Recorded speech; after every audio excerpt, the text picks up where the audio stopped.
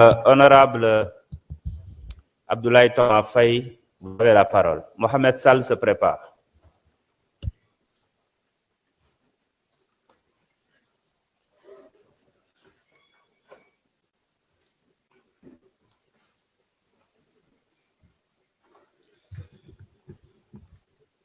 Merci beaucoup, Président.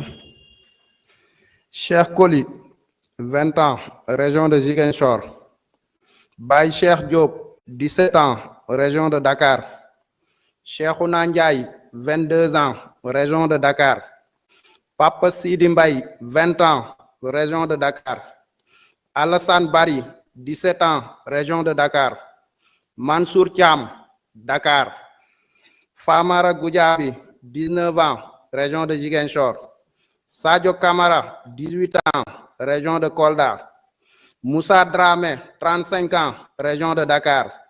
Massiré Gueye, 15 ans, région de Dakar.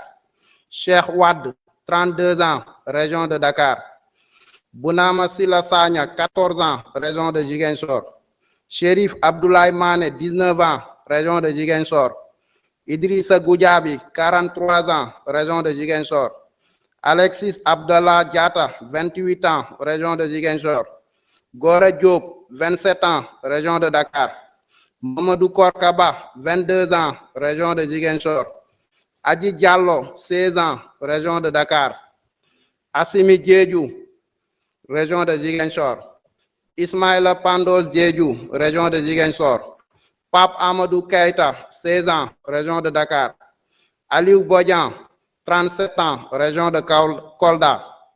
Baye Fallou Sen, 17 ans, région de Dakar. Seni Koli, 26 ans, région de Dakar. Khadim Ba, 21 ans, région de Dakar. Mornger Ndiaye, 22 ans, région de Dakar.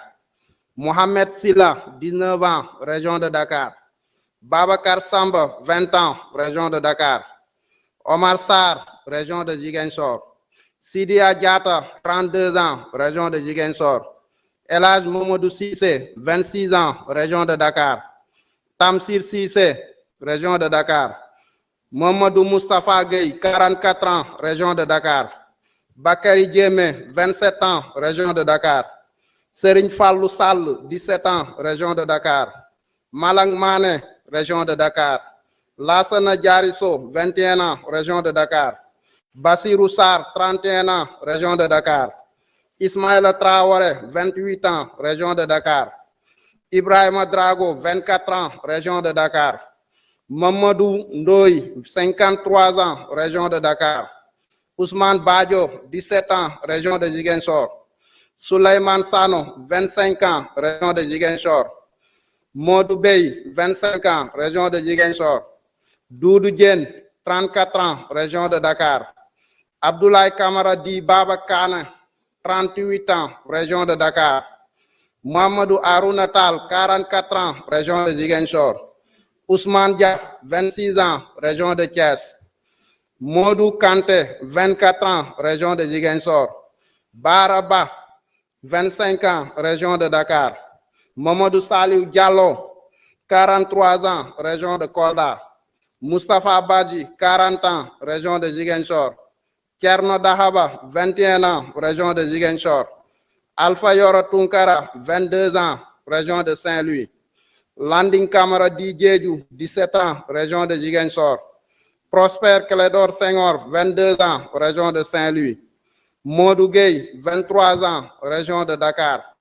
Beitil Fall Di Elhaj Fall, 50 ans, région de Dakar. Pour ne citer que cela parmi les tant de victimes.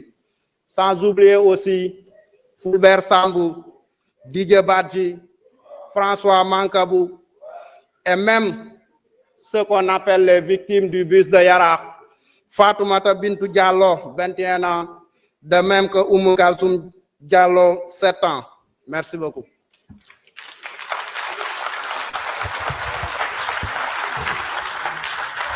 Merci.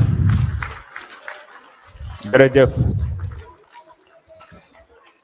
Jërëjëf.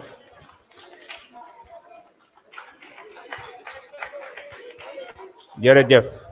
Jërëjëf. yal na leen yàlla yërëm jéggal leen xaare leen aljanna. Honorable Mohamed Sall, man nga ñëw jël kàddu. Anta Dia, man nga waajal. Aouzu billahi mina shaytani rajim, bismillahi rahmani rahim. Salaamaaleykum wa rahmatullahi mbokk yi, ñu ngi nuyu monsieur le ministre ak mes chers collègues députés. Sama intervention dama ko bëgg accès ci benn analyse situationnelle par rapport ak li fi xewoon ak solution yi ñu préconisé. Li xewoon mooy crise, solution bi mooy amnistie. Dama bëgg a croiser nag solution bi nga xam ne apporté nañ ko par rapport ak un certain nombre par rapport aux victimes yi nga xamante ni ñoo nekkoon en question. Victimes yi suñ koy jàng, il y a des morts, il y a eu des blessés, il y a eu également, disons, j'ai dit des morts, des blessés, des emprisonnés, évidemment. Am ñi nga xam ne ñàkk seen alal aussi. Ak beneen dimension mooy lan li may woowee capitalisation enseignement pour renforcer le système en place. Alors donc ñetti solution li am mooy amnistie bi nga xam ne mi ngi fi woon benn ak abrogation totale amnistie bi dañ ci complètement ak loi bi nga xam ne mu ngi à mi-chemin mooy loi d'interprétation bi ñu croiser solution yooyu nga xam ne mooy ñett yooyu ak victime yi nga xam ne ñoom laa wax ñu xool d'abord loi d'amnistie bi li ma gën a déplorer ci loi bi mooy lan mooy ay doomu aadama ñàkk ñii seen doom ñii seen jarbaat ñii seen sët mu am ci métit bu rëy ay nit tëju fenn même bu ñu ay député ne baal nañ leen sans am l'avis dañuy nga xamante ni ñoom la concerné naka la ñu ban a baalee lu mel ni faat bakkan te ñi nga xamante ñooy proches yi amuñ sax seen avis far muy souffrance sur souffrance ñàkk nañ seen doom souffrance la ñu xañ leen possibilité am justice également bu benn souffrance seen kaw ça c'est inadmissible. Alors li ci des mooy loi d'abrogation bi aussi buñ ko wote woon moom lañ doon proposé su fekkoon ni jàlloon na wala ñu ne woon bii baaxul comparé ak bële li ci xew mooy lan mooy ne boobu aussi loi amnistie bi am na ñoo xamante ni ñoom dañ doon doxi seen soxla ñu jàpp leen tëj leen ci kaso bi fekk sax ni ko ci manifestation ñii ay bracelet lañ tekkoon ñu jàpp leen tëj leen ci kaso bi ak yeneen ñoo xam ne defuñ dara ñu tëj leen ci kaso bi loi bi ñëw génne leen kon loi bi dafa rendre loo xamante ni dafa rendre justice ñi nga xamante dañ leen tooñ soo ko fi génne woon totalement lu muy indi mooy nan mooy ne ñooñu nga xam ne dañ leen tooñoon jàpp leen defuñu dara dugal leen kaso te jugé guñ leen dañu war dellu kaso encore mu ñaari tooñ aussi. Donc ce qui fait que bu ma defee croisement bi loi d'amnistie bi boo ko jëlee par ay morts yi les morts amuñu la loi n'a pas pu rendre justice parce que procès amul benn kon ma ne foofu 0 point pour loi d'amnistie. Blessés yi ak ñi nga xam ne dañuy torturé loi d'amnistie bi également justice 0 point. Emprisonnés yi loi di génne leen 1 point. Perte matérielle yi justice amul 0 point. Capitalisation maanaam li ciy jàngate ba nga xam ne ëllëg li ci xew du xawaat 0 point. Globalement 1 point sur les 5 éléments. boo jëlee maintenant loi d'abrogation fekk moom lañ def alors les morts effectivement dinañ leen juger 1 point. su fekkee da nga jël blessés torturés yi effectivement dina am procès 1 point. boo jëlee ñi nga xam ne ñoom emprisonné woon foofu la problème bi nekk parce que am na ci ñoo xam ne comme ni ko waxee sànq defuñ dara ñu jàppale tëj leen ci kaso bi te dañu war a delloo kaso parce que jugé guñ leen woon loolu tooñ la 0 point foofu. boo jëlee maintenant perte matérielle yi nga xamante ni am 1 point parce que dina am procès xëy na ñu indemniser leen. boo jëlee également capitalisation bi dañ ci jàngat loo xam ne tax ba ëllëg suñ société du dellu ci lu mel nii 1 point muy 4 points. boo jëlee maintenant loi d'amnistie bi non seulement ñi nga xam ne dañ leen rey dañu am procès non seulement ñi nga xam ne dañu blessé aussi am ay gaañu wala ñu torturé leen ñu am procès pour ñoom aussi juste dañ leen rendre justice ñi nga xam ne également dañ leen tëj kaso te defuñu woon dara ñooñu duñ dellu kaso parce que une partie de la loi s'applique d'amnistie donc 1 point. boo jëlee ñi nga xam ne perte matérielle également dañ leen dédommager 1 point.